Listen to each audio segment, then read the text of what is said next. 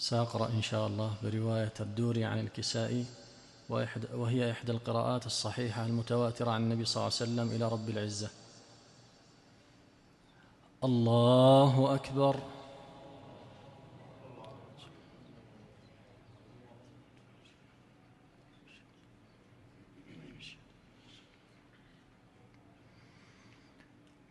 الحمد لله رب العالمين الرحمن الرحيم مالك يوم الدين، إياك نعبد وإياك نستعين، اهدنا الصراط المستقيم، صراط الذين أنعمت عليهم غير المغضوب عليهم ولا الضالين،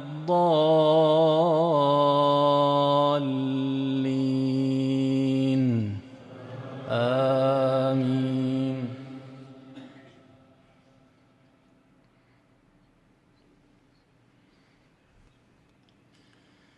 ويسألونك عن الجبال فقل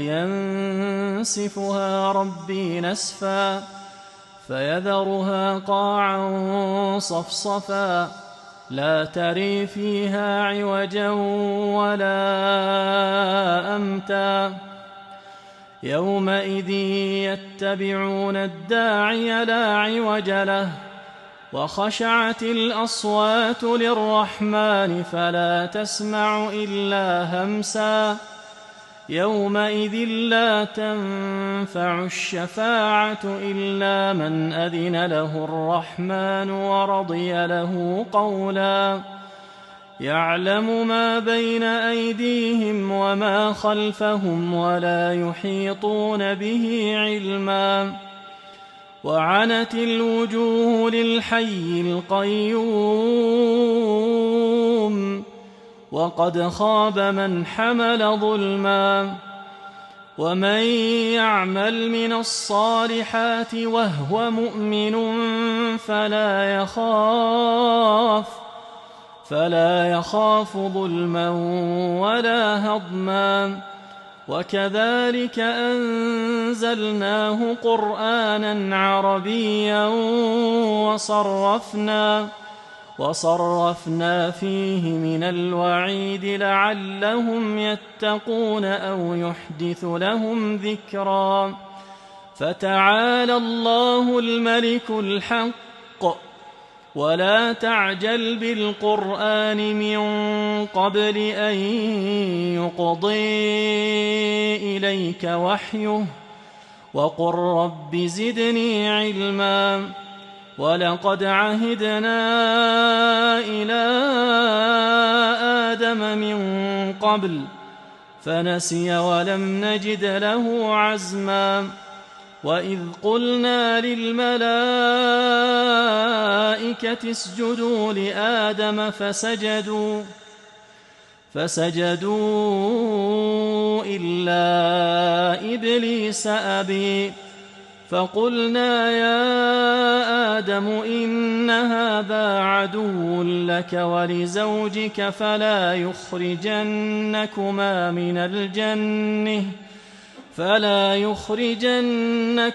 من الجنة فتشقي، إن لك ألا تجوع فيها ولا تعري، وأنك لا تظمأ فيها ولا تضحي، فوسوس إليه الشيطان قال يا آدم هل أدلك على شجرة الخلد وملك لا يبلي، فأكلا منها فبدت لهما سوآتهما وطفقا يخصفان عليهما من ورق الجنة، وعصي آدم ربه فغوي، ثم اجتبيه ربه فتاب عليه وهدي، قال اهبطا منها جميعا بعضكم لبعض عدو، فإما يأتينكم مني هدي فمن اتبع هدي فلا يضل ولا يشقي ومن أعرض عن ذكري فإن له معيشة ضنكا ونحشره يوم القيامة أعمي قال رب لم حشرتني أعمي وقد كنت بصيرا قال كذلك أتتك آياتنا فنسيتها وكذلك اليوم تنسي وكذلك نجزي من أسرف ولم يؤمن بآيات ربه ولعذاب الآخرة أشد وأبقي. الله أكبر الله أكبر. الحمد لله رب العالمين الرحمن الرحيم مالك يوم الدين إياك نعبد وإياك نستعين اهدنا الصراط المستقيم صراط الذين أنعمت عليهم غير المغضوب عليهم ولا الضالين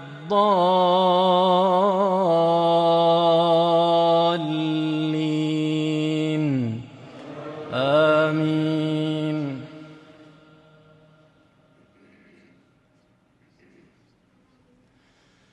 أفلم يهد لهم كم أهلكنا قبلهم من القرون يمشون في مساكنهم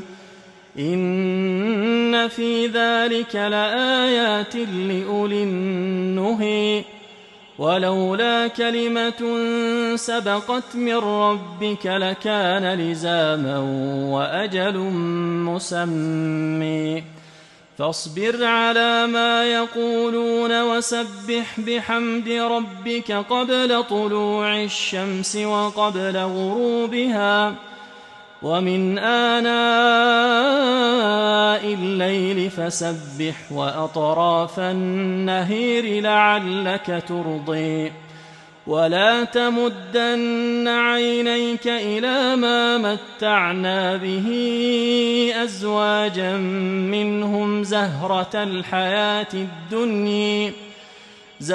الحياة الدنيا لنفتنهم فيه ورزق ربك خير وأبقي وأمر أهلك بالصلاة واصطبر عليها لا نسألك رزقا نحن نرزقك والعاقبة للتقوى وقالوا لولا يأتينا بآية من ربه أولم يأتهم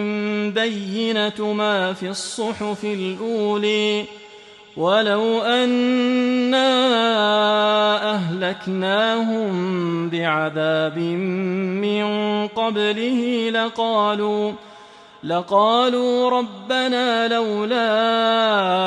أرسلت إلينا رسولا فنتبع آياتك من قبل أن نذل ونخزي